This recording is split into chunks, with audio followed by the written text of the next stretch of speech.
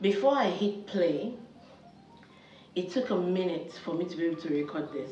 Not because I didn't want to. In fact, I've been wanting to record this for a minute. But I knew that there are forces beyond my control, but that are not greater than God's, that don't want me to say the truth. And that is why, in fact, I am recording this unprepared, because all the stress I went through just trying to record this, it means that the truth has to be said. And if you want to listen to the truth, then welcome to the BigMa experience.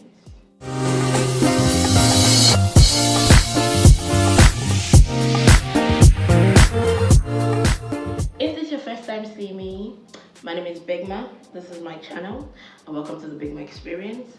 The channel has evolved over the years. It started with me interviewing celebrities, to me just talking crap, to me showing my art, to me daily vlogging when I came back out of rehab, trying to start my life again, trying to get my confidence on camera back, because for a minute it did shake when I was there.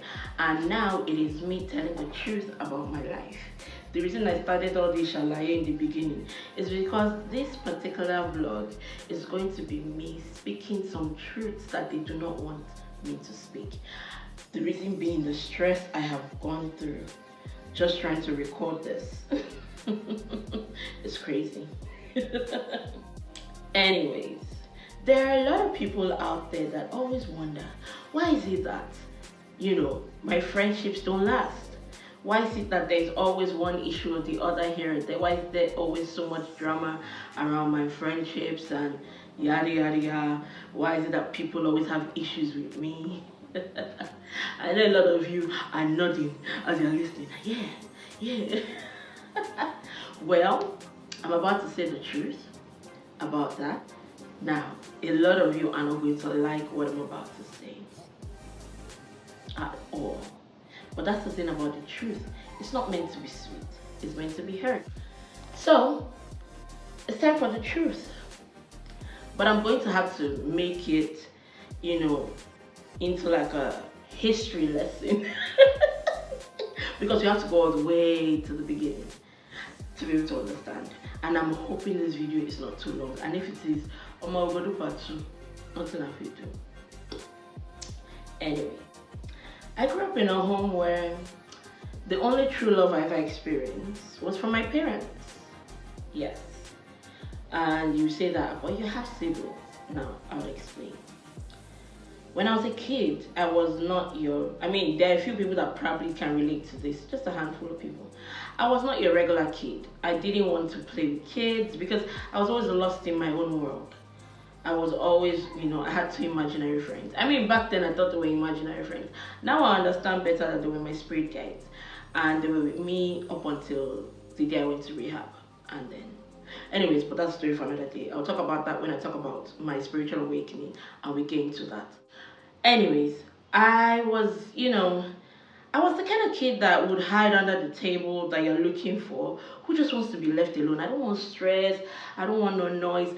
In primary school, all the kids on the playground playing with themselves, and by myself in a corner, playing by myself. Most of the reports my parents kept getting up until even like maybe just 3, SS1, high school, was, she's always by herself. She doesn't have any friends. Yeah. So I was always being told, make friends. I remember in primary school, there was this girl. I'm still looking for her, and the universe might bring this to her timeline. I do not know. But her name was Natasha. She went to Tai Kenny. Now, my mom was the headmistress of the school at that time. And because of what I was facing at home, I'll get to that. I remember I never used to talk to anyone, and she was always trying to be so friendly with me. Now, Natasha was in Nigeria, and I remember she was the Black American kid. And you know how school is. Kids are mean. Kids are fucking mean. And I was bullied for most of my life in school until I started to fight back. And not physically fight, but I started bullying bullies. Like, okay, you want to bully? Oh yeah, I'll fuck with you, But it took a long time for me to get there. The first time I was ever slapped by anyone in school was by a junior. I still cannot hear well from this ear. It was that bad.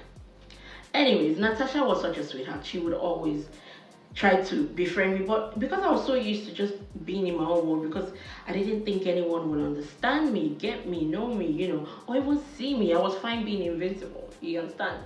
Natasha made sure she always, like, tried to befriend me and everything. So I remember one day, and I know that if my mom is watching this, she'll remember too. I remember a particular day, I wrote a handwritten note, and that was my thing back then, because I was almost mute at some point because I used to stammer as a kid. So I would always express myself by writing. It's one of the reasons why people go like, "Oh, how do you not write so well?" It's not like I learned it, I just always wrote. So that day I wrote in a note, and I'm like, nobody likes me. I don't have any friends, and I would like you to be my friend, or something like that. If you like me, mark yes or no. And I made like boxes. And I'm laughing now, but it's sad. And I made like boxes, yes or no. And I think we're how many in the class? We're not up to 10 or so. And it was Natasha first, and when she took tears, she passed it to everyone, literally encouraging them. And this was during like a class. Teacher was like, teaching, and of course she noticed, so she got it. When she read it, I remember the look on her face, like she looked so sad. And then she went to my mom with it, and my mom had to call me. Like, my mom too was so sad. Like, what do you mean? Nobody likes you? But here's the thing: I didn't grow up with siblings that liked me. All my childhood memories of my siblings, and see, here's the thing: no hate. I love them. Everybody, chooses their path, and this was mine. There were life lessons I needed to learn, and I understand now that I'm healing and healed, that there are certain things that had to play out the way it did. But when I was young, I didn't have siblings I was close to. They didn't like me, and I did everything. I think that's where the people pleasing tendency started. I would do anything could set them off, that they could be mad at me. Anything could set them off. I could literally breathe and they're mad at my existence. You understand? So it took a long time for me to allow people close to me, because I didn't want to be misunderstood. I didn't want to be misjudged. I just wanted to be, and I'm fine by myself. Like, I do enjoy my own company. I mean, I had imaginary friends growing up. Are you kidding me? My life was colorful. Yeah, unfortunately, no one else could enjoy it with me, but I enjoyed it. And the crazy thing is, a lot of things they thought I never saw, or never experienced, because I never spoke about it. Makes a lot of people think they know me, because I keep things very surface level. Because if you witness the depth of me, if you think you're intimidated now, anyways, please note, I'm not saying any of this to like form victim or no. I've worked on all my childhood trauma issues. I've dealt with it. I have done the healing. I've done the crying. I've done the everything. I've taken accountability for my own part. There's no here trying to form blame game or nothing. No. I'm just being finally open about something that has kept me down for almost 40 years. I'm turning 40 this year. I think it's one of the reasons why I started this vlog again. I'll be saying it because I'm like, why would I be keeping my mouth quiet? I'm almost 40. Who am I trying to protect, when I can actually talk about this and help other people who can be going through the same thing? I go like, if BigMa can experience this and heal from it, and carry on with her life and still have love in her heart, no hate whatsoever, then so can I. And if sharing my life experience, I mean, this is the BigMa experience. If I do not tell you my life experience, then you're not getting the full experience. So I know that there are some of you that are like, oh, why should you talk about this? Oh, you shouldn't talk about family. You see, that's the thing that is killing us. We don't speak up because, society has told us that, whatever you're going through, your family, blood is thicker than water. Until that blood will kill you, Abby. We need to stop that. Remember in the Bible, now, yes, I'm irreligious, but I love reading the Bible because there's so much you can actually get from in there. Jesus Christ, he was talking, he was having like a teaching moment with people. And then his disciples came to meet him and they're like, oh, your mother, your brothers and sisters are outside looking for you. And what was his response? Who are my brothers and sisters? It's you that are listening to me share the word of God. So if Jesus Christ, the one most of you cling on to and pray to and everything, if he can leave his family to do God's work and speak the truth, not thinking of what will family say, this one, that one. He focused on his father's business. Do you understand? That's the same thing I'm doing. And God requires of me to always speak the truth. And I have no choice. I have to speak this truth. I literally, I will not be able to sleep if I don't.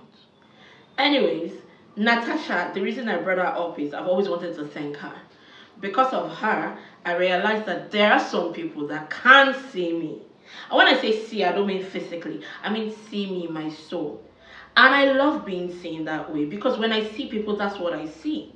The reason why when you encounter me and we have a conversation and I make you feel seen is because I can actually see your soul. I look beyond your physical. I look beyond the mask. I look beyond, the facade that you have, in front of everyone because I love connecting with souls. So if I ever made you feel like seen, it's because I saw your soul. Now, in the same, vein, if you're unhealed, toxic, or just plain evil, and I see your soul, what it does is instead of it to make you feel warm inside, it triggers you, and then you start projecting on me and making me feel bad for seeing you. Like, honey, we are all mirrors, okay? I'm only just reflecting you back to you. So why are you projecting? Anyways, Natasha, thank you. Wherever you are right now in the world, I believe that you are doing amazing things because the love you showed me as a kid in primary school, that I can never forget. For me to still have that in my mind, I can never forget. So thank you. All right, back to this. So now, there's a basis onto how my friendships started growing. Because I never had that love and acceptance from my siblings, I sought it from friendships. And I've always, I say this to my friends all the time, my friends are my family. I've always treated my friends like family from day one. I don't believe in, you're my friend, but it's like, you come to my house and you're a guest. Bitch, please, no. Operate like we live here together. We're family. That's how I love my friends. I love them so much. And I mean, for years, I didn't fall in love until last year for the first time in my life. And then I chopped like multiple breakfast. But that's because I never used that part of my heart. And that's because I never fully loved myself. I loved myself, yes. But it wasn't deep enough for me to be able to fall in love with myself. Because if I had, I'll have understood that people were projecting on me. And the way people felt about me or things they said about me that wasn't true, wasn't a reflection of me, but of them.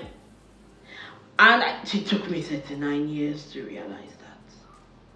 In the last 2 years, all I've been doing is clearing, reassessing all my connections and relationships. Because I realized that I let so much slide, all in the name of maintaining peace. You know the way the society tell you, no, maintain peace, don't fight with anybody. Don't keep malice, keep malice, so... Actually, don't keep malice, don't hold grudges, let go. But at the same time, the person doesn't have to exist in your reality. You don't have to be friends. You don't even have to want to speak to that person ever. Okay? So let's dead that. Let's dead that whole kumbaya, all is love. No, all isn't love. There are people out there that don't like you, and that's the reality of life. So, growing up, I never had like a best friend or anything like that. Primary, secondary, it was weird for me trying to even understand human beings. On the surface, I never understood why people had to lie. I never understood why people had to hate, be so angry. It just didn't make sense to me, so I kept away from people. And as I said, I love my own company. So, but then I, get into university. The first university I went to, I made friends, but I was not close to anybody. I made, in fact, a lot of friends, but I was not close to anyone.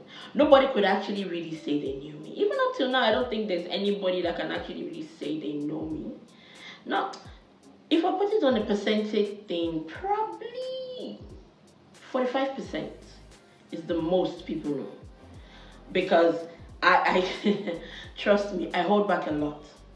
I hold back a lot. I'm a very intense person, but I hold back a lot. That's why I keep to myself. I can enjoy my own intensity because it fills me. But a lot of people just showing them 20% and they cannot stand it. So it's understandable. And it's my fault really because I didn't learn myself early. I wish I had, instead of chasing the validation of friendships.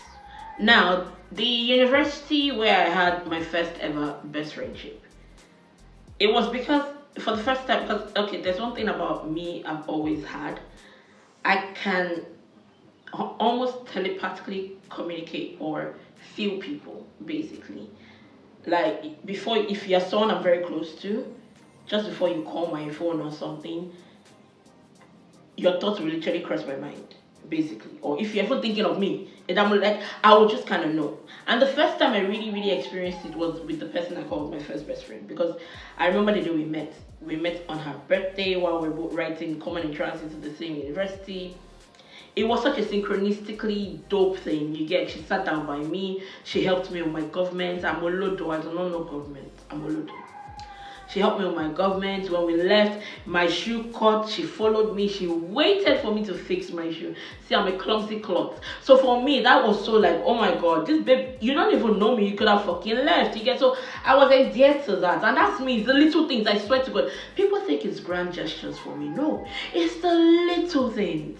Those thoughtful, considerate things. Oh, huge turn on. Because I'm the kind of person that, I observe so much and I notice everything. Trust me. So I notice way more than I need to. So when that's why people are shocked when I do stuff for them. I'm like, oh, I know you like this, and they're like, oh, how do you? I've had sorry, I'm digressing, but I've had an ex-lover once freak out. He was then asking my then flatmate, he's like, is she in love with me? Keep in mind, he was just on the rotation. Back in my whole, I've changed. Back in my whole phase, he was just on the rotation.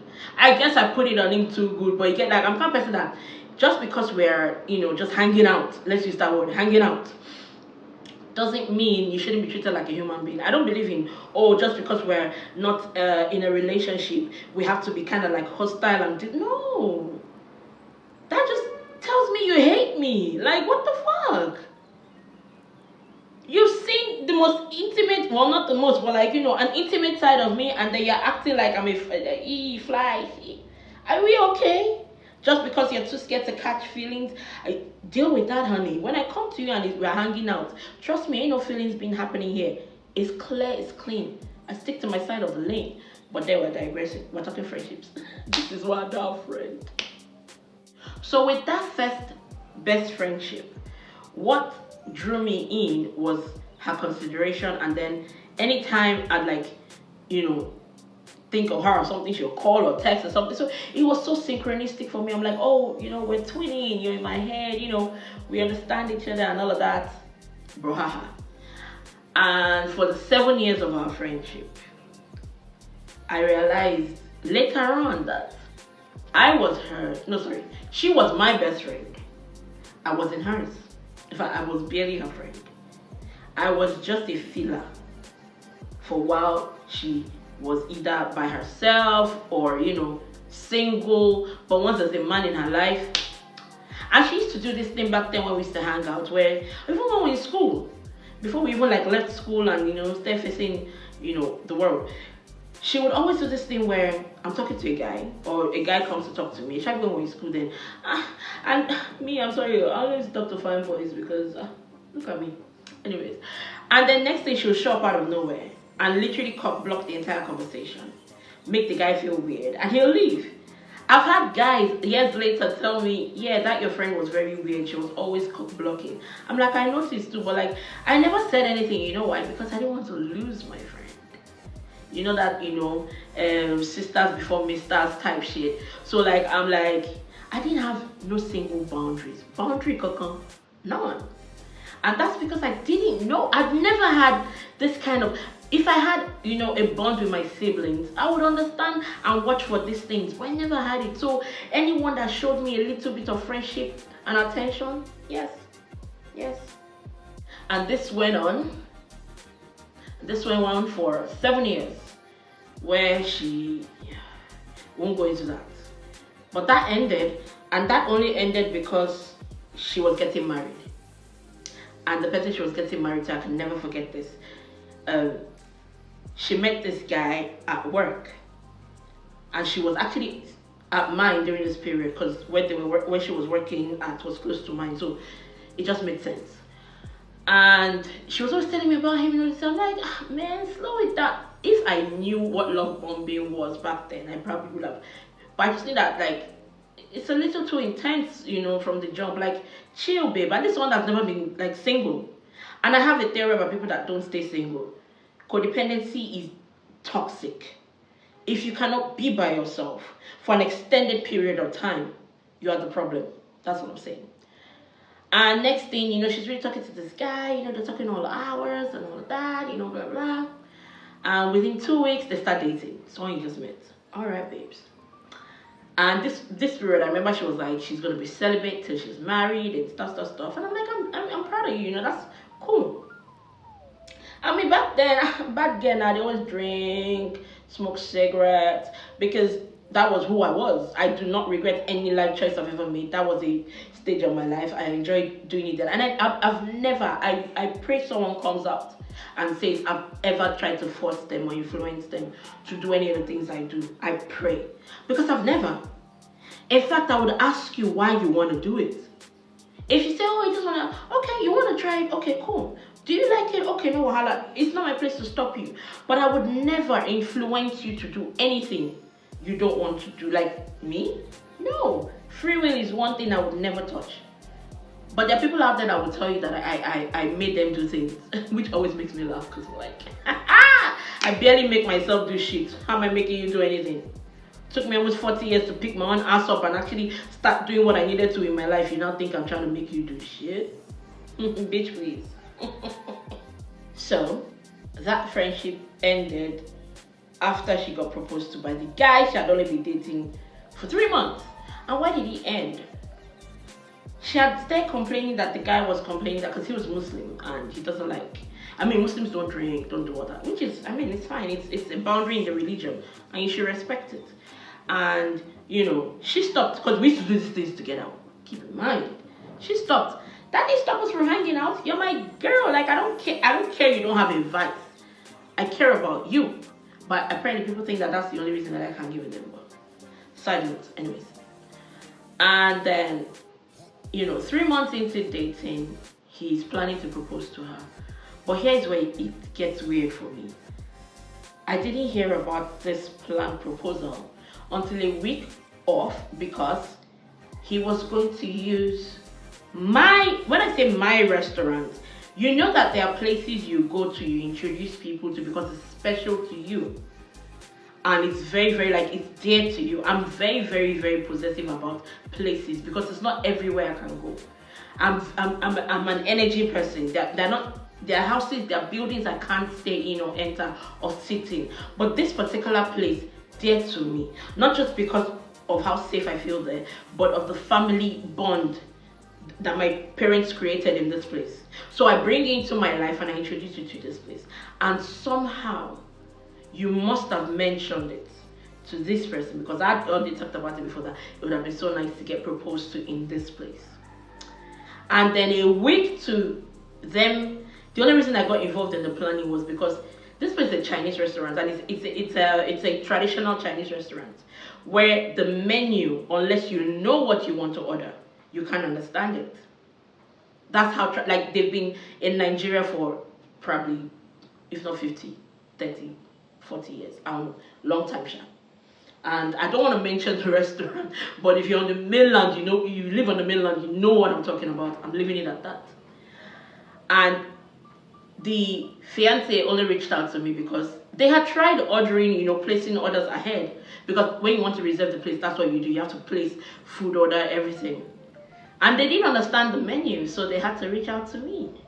That's the only reason I heard about the proposal or was even invited to the proposal. Now this is important because on the day of the proposal, I was very oblivious. I didn't even care. I did not care that her other friend, who was apparently her real best friend, not me, that was married. I did not care that, she was already involved and she knew before me. All these things don't matter. Like, I'm the kind of person that I believe everybody has a reason why you keep stuff to yourself. Because I too, it's not everything I tell everybody. You get what I'm saying? So I respect privacy, but I don't do it out of spite or out of being, I just do it because I really love my privacy. I love it. And I love seeing what people think about me just because they can't get the information they need. It's so hilarious. But anyways, we're at the dinner, everybody's having a good time. I know I still recently saw part of the video somewhere. I can't remember, but I remember it was on my BlackBerry. Back then, BlackBerry now. I recorded it on. And he was doing his speech just for the proposal. And I remember, I didn't even notice it when he said it at that time. It was when I got home and I watched it over. And I also saw other people's reaction. I was happy for my best friend. Like, finally, at least you can stop dating, And he said, he was like, that he prefers, I don't know why that had to enter the whole proposal speech, where he said he prefers her married friend to me, mostly because her married friend is married and me, I live free and, I don't have anybody controlling me, basically. And it was just weird. The whole energy went weird after that, but I didn't notice until I got it. I was like, oh, okay, that's why that happened. I was still oblivious to it. After that, everybody went their separate ways. I didn't hear from her for like a week. Keep in mind, she had been at my place all the entire time until all of a sudden I didn't hear from her. I'm like, and I call her, I'm like, babe, how far now? I'm not seeing your break line, nothing. She's like, oh, okay, I'll come over this weekend or something. That was the last time I saw her. That was the last time we were friends. That was the last time anything, because the minute she came, and this is one thing I've learned about people. People say I talk a lot. Is a lie? No, I don't. I don't. If I'm yapping and I'm, it's because I'm comfortable around you, so I can just talk. But it's not me talking a lot, because if you're listening, the reason why I say I talk a lot is you don't want to learn, you don't want to grow. When I'm talking, I'm saying shit like to help you.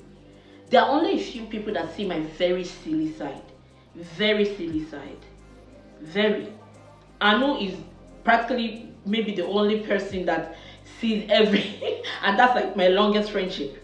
I've known Anu since 2003. We've been friends since then. So, and it took her, we didn't even get close until 2021. But we've been friends since. So she just started seeing, even my most silly side. Like, she even gets frustrated sometimes. She's like, babe, what's going on in your head? That's why I keep that. Because there are sides to me that most of you cannot conceptualize or even actually, understand. Anyways, first best friend goes.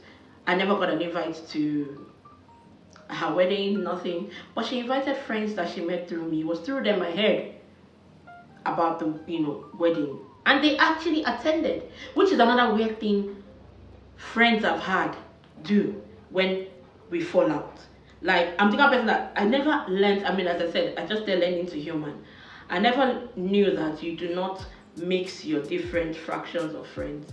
Me, I'm a community kumbaya, all is love, one is all type person. So I literally used to introduce my different friends from different walks of life, different schools I've been to, because I'm like, I like all of you. So like, why can't we all like each other? You understand? But what that happens is when there's a falling out with me, they now, they say misery loves company, they now bond behind me. I don't always know until later. Literally, I never know until when I find out, I'm like, okay. Because once we go our separate ways, I ain't checking on you. I don't give a fuck what you're doing. Like, that chapter is closed. What am I looking back? Am I Lot's wife? No, now. Ahead. You did what you did. I felt what I felt. It is what it is. That's me. I've always been that way. Cutting off has never been an issue with me. And that's what upsets people. Because there's a point to being toxic or abusive that you just have to go like, come. I love myself. I have common sense. And I'm loved at home. It might not be by my siblings, but at least my mom and my dad, they love me. So like, fuck y'all, man. Fuck y'all. Anyways, I'm back. So that went, and that ended that friendship. And I never looked back. I never had regrets. I had unanswered questions back then because it never made sense to me. We didn't fight, nothing. You came over to mine the last time. All you did was yap. Didn't even ask me once, how are you? Nothing. Just kept going on and on and on. And then she did, oh yeah, I remember this. She did something she had never done before, ever since I've known her. That I was like, okay, yeah, this girl is definitely done with me. As I said, when you're in my house, it's your house. So that means if you eat, you serve yourself. When you're done, you take the plates to the kitchen, you wash it. There's no house help here. You understand? But that day, even after I had cooked and I served her, it was normal. I do that to everybody, except men. And I served her. She left her plate on the floor. And she knows, she's lived in the house with me and my mom. She knows how we are. So it's not a thing of you didn't know what you were doing. It was intentional. Left it there, got on the phone with her man, yapped, left from there to the room, left the plate, and I just smiled. I picked it up. That for me was, this is over. Because the minute you do something very disrespectful that you've never done before, that's you letting me know exactly how you feel about me. It's just subtle things. You don't have to say it. You just have to be just a tad disrespectful. And I moved back. And since then, every friendship I've entered, I used to get cautious, stay away, not too close, and that used to cause wahala because they couldn't get over that wall. And yes, I'm the party, oh, let's turn up, let's go out, But it never goes well at the end of the day, because most people don't want to be around me because they want to get to know me. They're first attracted to my light. They like the energy. I get that compliment a lot. Oh, I love your energy. Yeah, that's why people keep trying to steal it. It's like Little Mermaid. I really feel like Little Mermaid. Even when I was a kid, that was my comfort cartoon to what the original, not whatever. Like, I have nothing against, but like, let's be real. If you're a 90s millennial, you know the original is still the best. It is what it is. I'm just saying. Ariel, that's the best. That was me. That is me. Remember when they took her voice? Who took it from her? Is it not her father's sister, her auntie, family? So I'm going back to that. You people need to, don't let people tell you that, oh, your family can fuck you up. And most times, it's by choice. That's one reality some of you don't want to listen to. It's by choice. Especially when you're adults. When you're kids, there are things you can do and you can excuse. But when you're adults and you make certain decisions, after you're 25, any decision you make, by choice. That was why I waited till I was 25 before I, had sex. I wanted to be sure. It was my choice. I didn't give a fuck that everybody else was doing it. I wanted to do it when I was ready to do it. You understand? You see how different I have always been. Now imagine you are someone that is different from the regular neurotypical person. But you are surrounded by neurotypical people who are trying to be like you for some reason, which never made sense to me. They say imitation is flattery. For me, it's not. It's like, ew. The last thing you can ever do is say, oh, you look like you, act like you, speak like you, sound like. No. I'm me. One of a kind. One of one. If I remind you of somebody, fine. Or you remind me of, I will take that. But don't say you look like you act. Don't do that. I am me. I would never tell someone else. I would tell you, you remind me of, I'm like, you remind me of Kevin Hart when he did. Because I understand that we are all unique identities. We can have similarities, but we're not the same. I'm beginning to preach. I thought I was going to start. You see, this is what happens when you just let the spirit lead. I told myself I was not going to plan what I was going to say. I just was going to speak, and I guess that's the direction God wanted me to go. There's a particular friendship I want to touch on that I know that a lot of people are waiting to hear about. I don't know if I'll be able to do it in this one, or maybe I'll have to shoot an entirely different video, because that one is way deeper. It has spiritual, implications in it.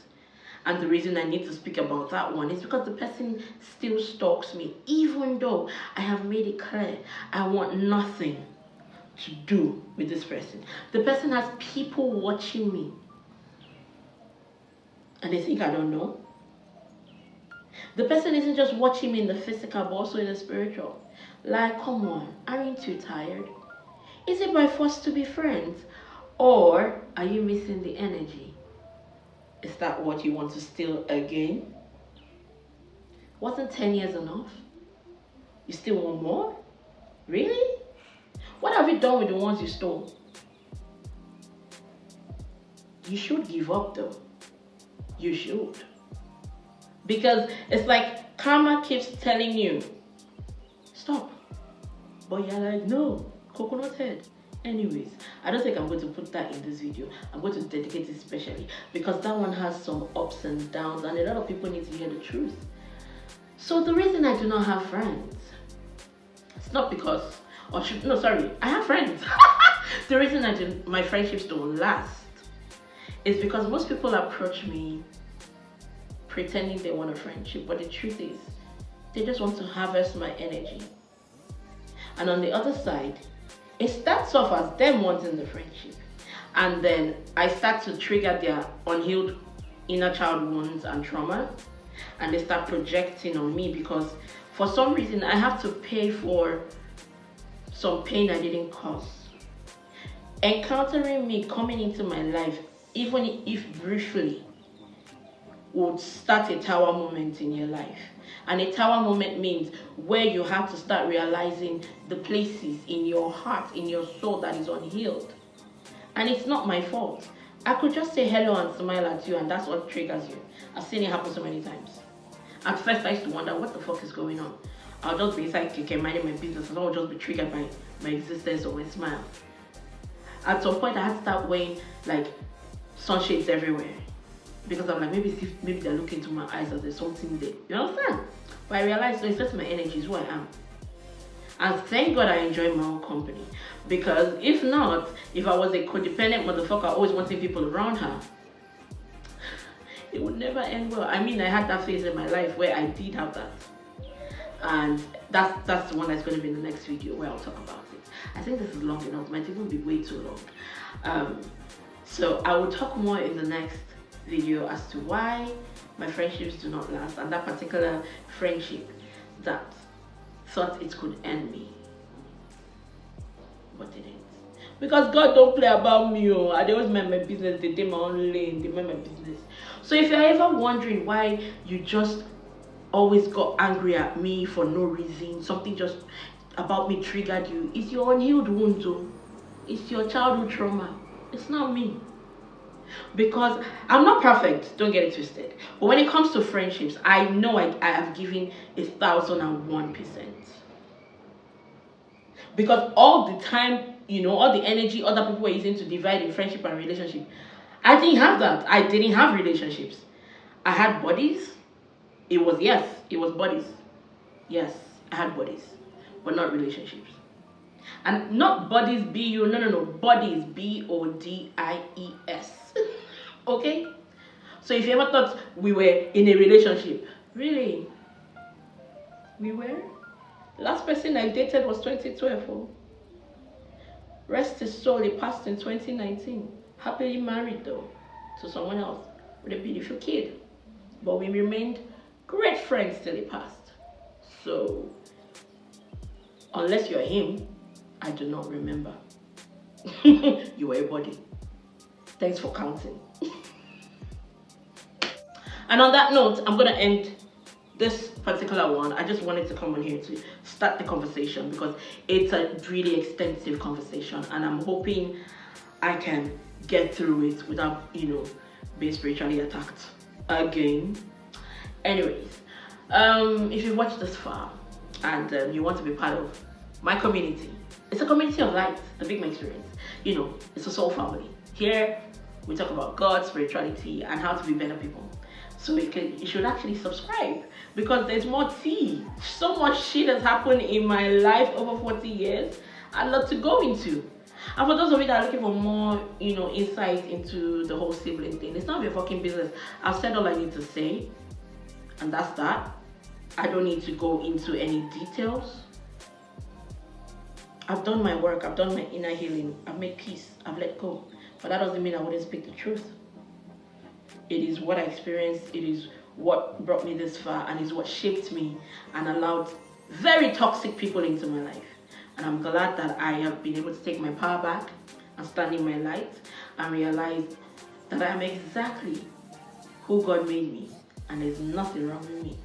So you are also exactly who God made you, whether good or bad, and there's nothing wrong with you.